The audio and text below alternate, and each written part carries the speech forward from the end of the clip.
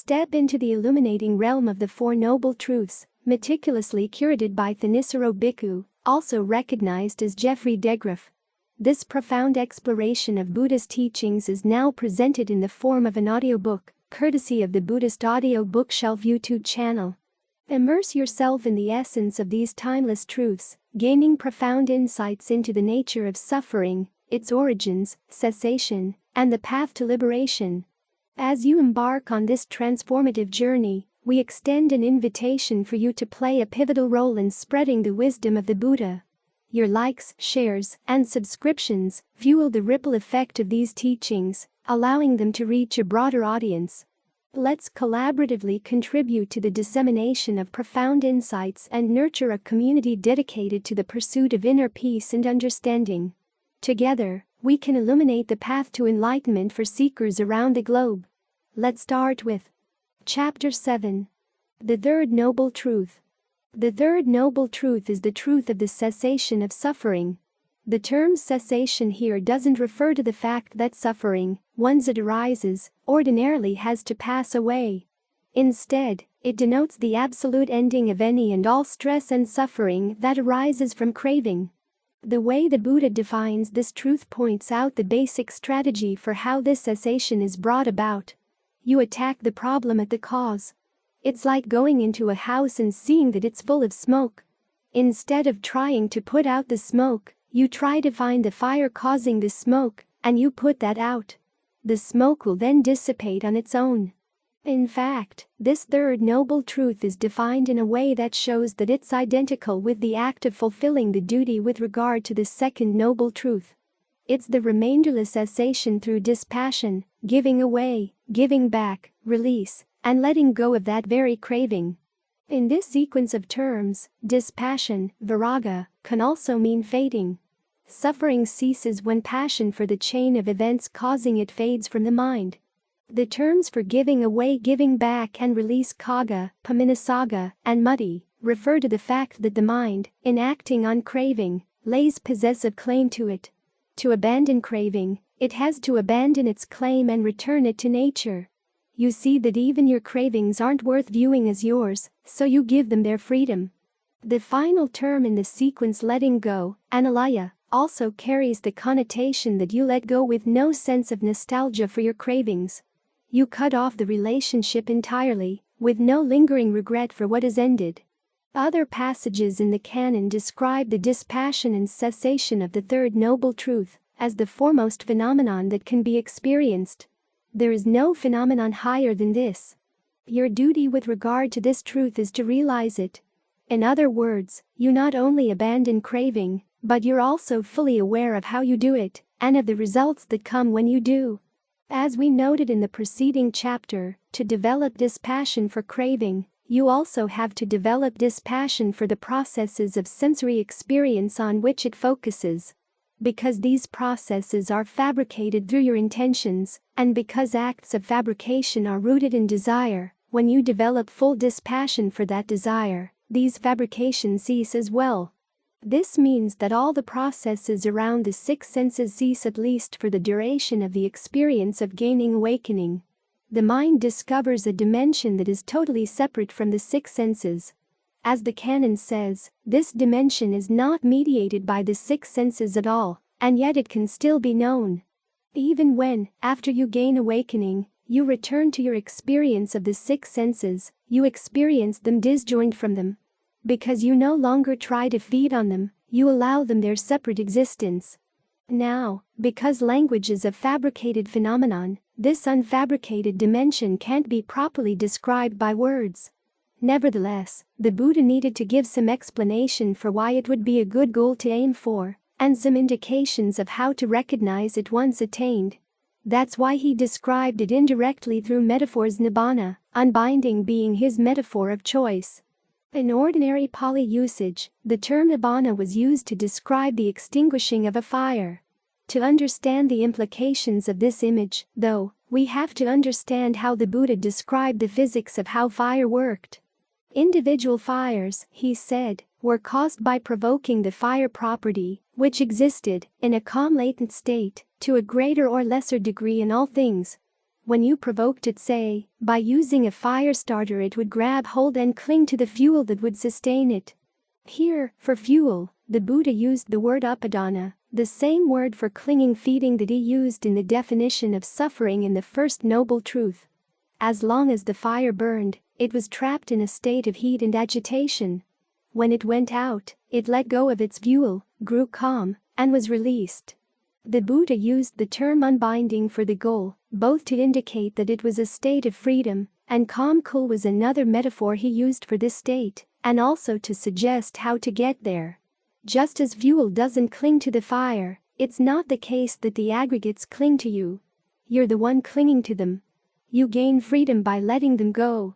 The main difference between the nibbana of the fire and the nibbana experienced by the mind is that the fire property can be provoked again, and so give rise to other fires. The release of the mind, though, is said to be unprovoked. Nothing can provoke it into clinging to anything ever again. The Buddha also uses the metaphor of an extinguished fire to make the point that the person who has gained release can't be described. Just as a fire, when it goes out, can't be described as going east, west, north, or south, in the same way, a person fully released can't be described as existing, not existing, both, or neither. That's because people are measured and defined as beings in terms of their attachments. When they have no more attachments, they can't be defined, and so can't be properly described. The Buddha was very rigorous in never describing the state of the person fully awakened, although he did give an image to indicate that such a person lies beyond the limits of language. Such a person, he said, is immeasurable like the great ocean. As for nibbana as a state, there's a paradox in how the Buddha talks about it, although the paradox can be easily resolved. In the passage in which he describes dispassion as the highest unfabricated phenomenon, or object of the mind, he lists the realization of nibbana as a synonym of dispassion.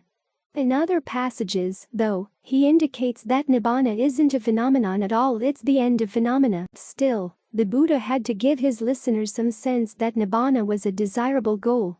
This is why he described it with many positive metaphors. These metaphors can be divided into 5 classes to give an idea of why you would want to unbind. 1. Unbinding is experienced as a type of consciousness. This consciousness is said to be unrestricted, without surface, and unestablished, meaning that it makes contact with no object at all, not even consciousness itself. The Buddha illustrates these terms with a smile. A beam of light that lands on no surface anywhere, causing nothing to reflect it. Unlike the consciousness aggregate, consciousness without surface isn't known through the 6 senses. This is why unbinding is said to be subtle and hard to see. Yet because this consciousness is a form of knowing, the Buddha states that it's a mistake to say that fully awakened people do not know or see. In other words, awakening is not a blanking out. Actually, awakened people know and see to such a heightened extent that they're beyond even the need for conviction in what the Buddha taught. Consciousness without surface is also unlike the consciousness aggregate, in that it's totally outside of space and time. This is why the Buddha states that it contains no coming nor going nor staying in place, as these activities would assume time, and that it has no here nor there nor between the two, as these concepts assume space. Existing outside of space and time, this consciousness is without end. 2. The second aspect of unbinding is its truth. Because it's unfabricated, it doesn't change into anything else. Ever. After all, it's outside of time. This is why the Buddha calls it undeceptive, unwavering, permanence, ageless, undecaying, deathless, unbent, i.e., not tending in any direction, and true. Because unbinding is a state, pada, rather than a being, satta, it doesn't have to be defined by attachment, so the canon doesn't hesitate to say that it unequivocally exists. There's even one passage where the Buddha calls it the highest noble truth. 3. The third positive aspect of unbinding is that it's the ultimate sukha, a term that can be translated as pleasure, happiness, ease, or bliss. Unbinding, as experienced in this lifetime, is invariably described as pleasurable. It's bliss, the exquisite and the unafflicted. Just as consciousness without surface is totally apart from the consciousness aggregate, the bliss of unbinding is totally apart from the pleasure that comes under the feeling aggregate. Given that unbinding is unfabricated, it has no need for nutriment, which means that its bliss has nothing lacking. So the fully awakened person is said to be hunger-free. And because this bliss is known independently of the six sense media, it's not affected even by that person's death, which is why the Buddha calls unbinding peace, rest, the secure, security, island, shelter, harbor, and refuge. 4. However, even though unbinding is pleasant, fully awakened people don't cling to this pleasure, so they're not limited by it. They're said to be beyond both pleasure and pain. And also free. Free from the slightest disturbance or limitation, free from fabrication, free from the fires of passion, aversion, and delusion, free from passion for dispassion, and as noted above, free even from the confines of space and time. Because locations come from craving, and because unbinding is free of craving, it doesn't count as a place at all. For this reason, those who fully attain it are said to be everywhere released and everywhere independent. Like the light beam that doesn't reflect off of anything, they can't even be located. For these reasons, the fourth positive aspect of unbinding, and the one most emphasized in the canon, is that it's total freedom. This freedom is indicated in a general sense by the Buddha's two most common epithets for unbinding: the term unbinding itself, and release. Because, in line with the underlying metaphor of the extinguishing of fire, freedom comes from letting go, the remaining epithets for this freedom focus on the fact that unbinding is free from all the clinging defilements that cause suffering and stress. It's attachment-free, free from longing, the ending of craving, dispassion. It's purity. And as the Buddha indicates, the freedom of a person whose mind is released is no different from the freedom of the Buddha himself. 5. In all the above aspects, consciousness, truth, bliss, and freedom, unbinding excels everything that there is, so its fifth aspect is its excellence. There's nothing to equal it, much less to exceed or surpass it. The Buddha calls it the amazing, the astounding, the ultimate, and the beyond. Chapter 8. The Fourth Noble Truth. The fourth noble truth is the path of practice to the cessation of suffering. It's true in the sense that it's a genuine possibility it can be done, and it really leads to suffering's end.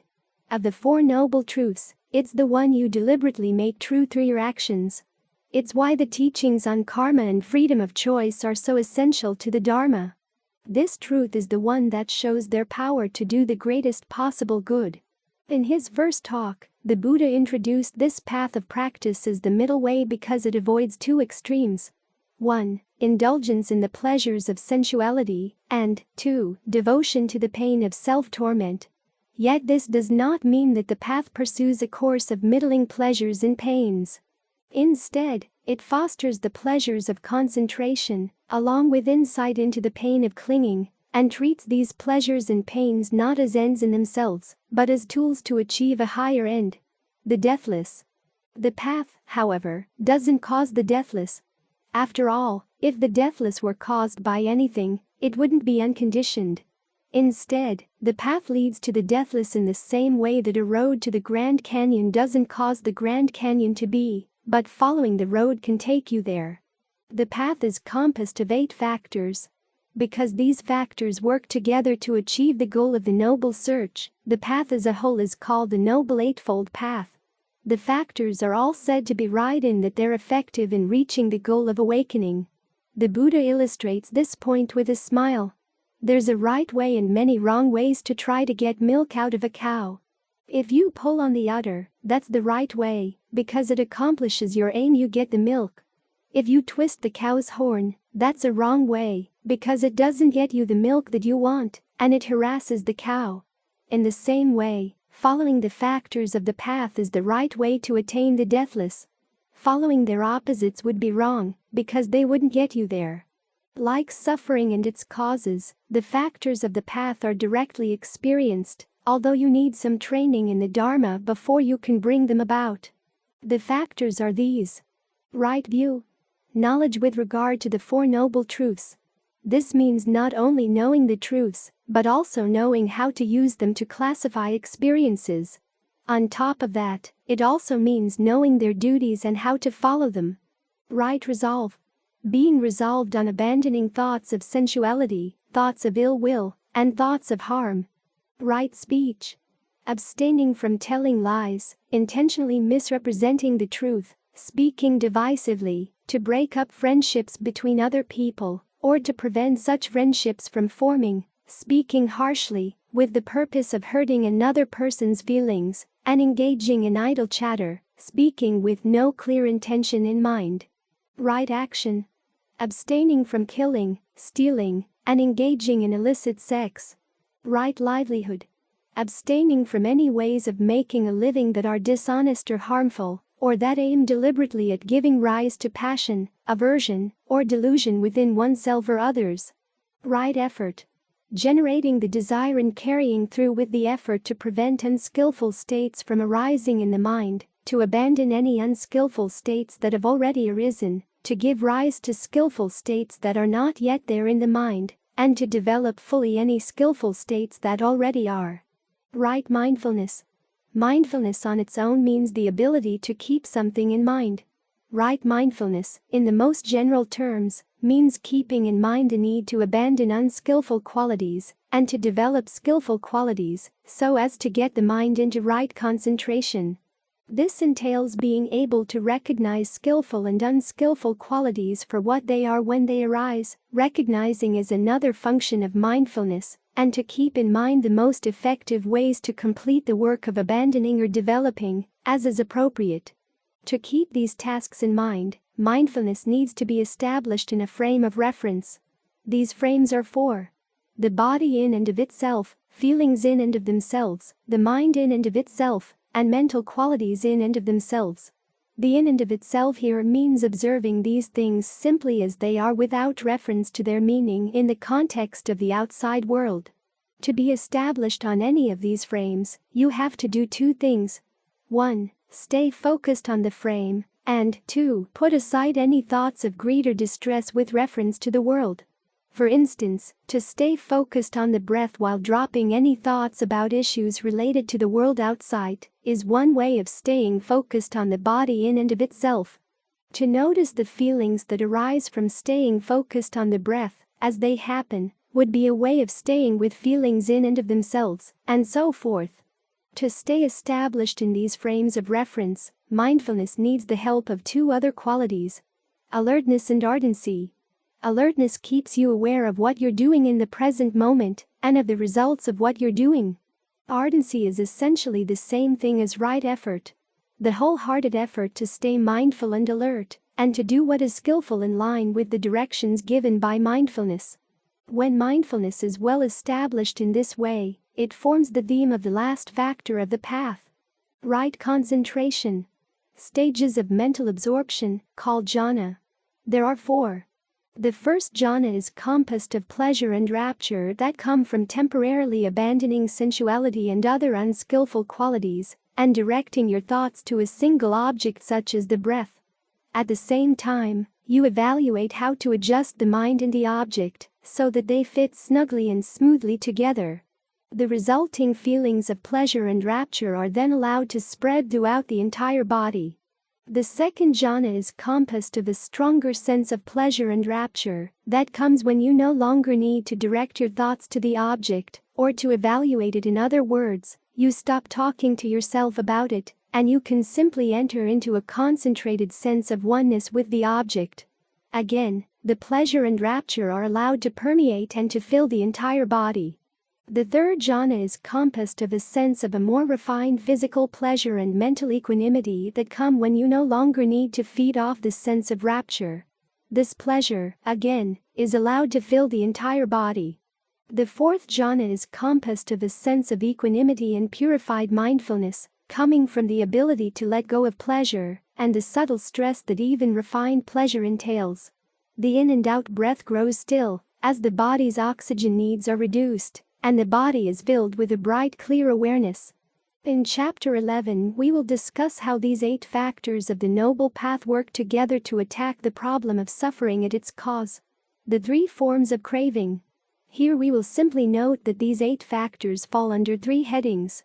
The first 2 factors, right view and right resolve, comprise the discernment group. The next 3, right speech, right action, and right livelihood, the virtue group, and the last 3, right effort, right mindfulness, and right concentration, the concentration group. For this reason, the path is sometimes called the triple training. In heightened virtue, heightened mind, concentration, and heightened discernment. The duty with regard to this 4th noble truth is to develop it. The canon suggests 2 ways in which to do this. The first is to develop the factors in sequence. You start with a mundane level of right view, which affirms the principles of karma and rebirth.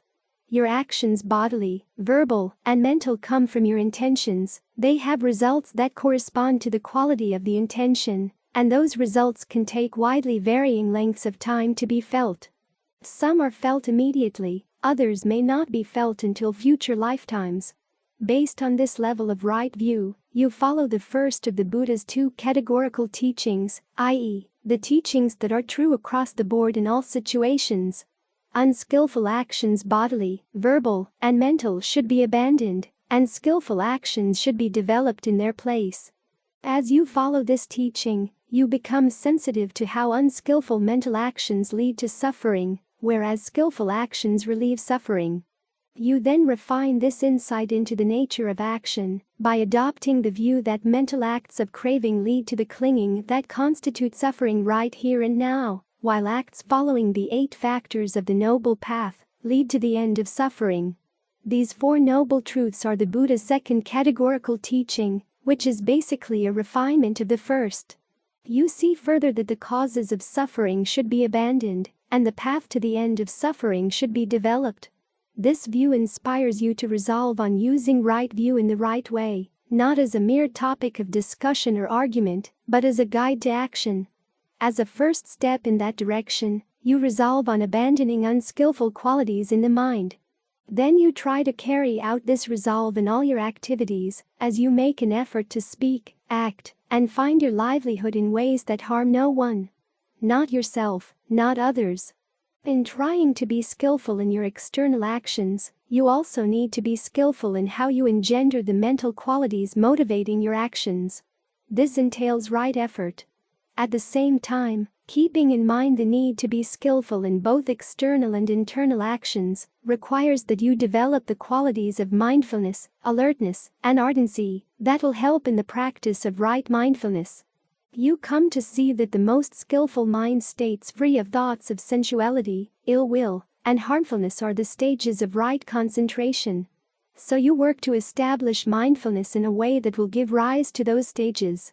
The close connection between right mindfulness and right concentration is shown in passages in the canon that equate rightly established mindfulness with the first jhana, and in other passages where mindfulness is said to be purified on reaching the 4th jhana.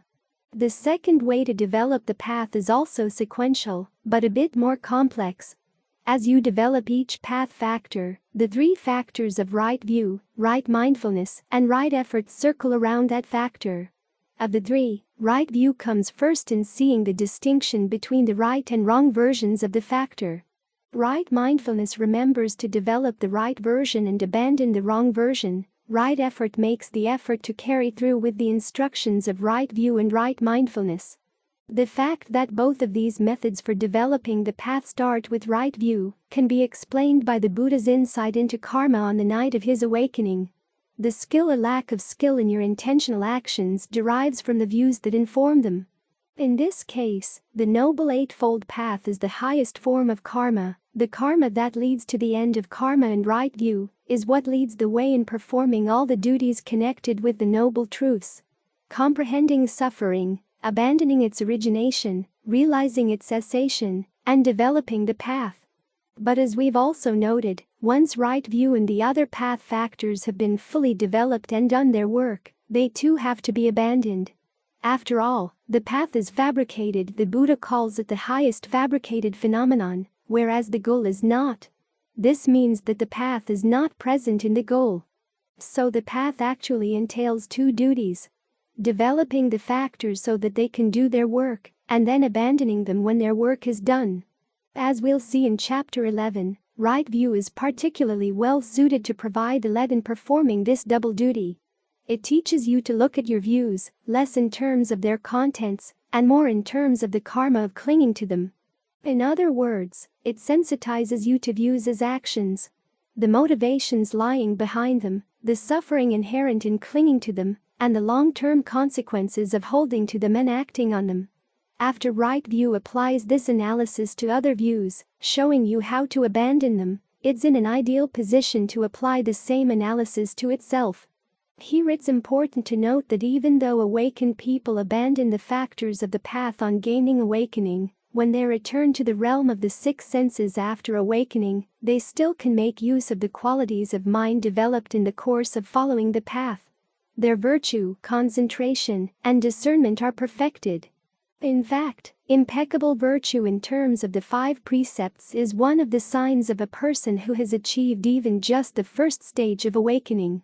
Still, those who are fully awakened no longer have to develop the path factors for the sake of doing any further work on their own minds.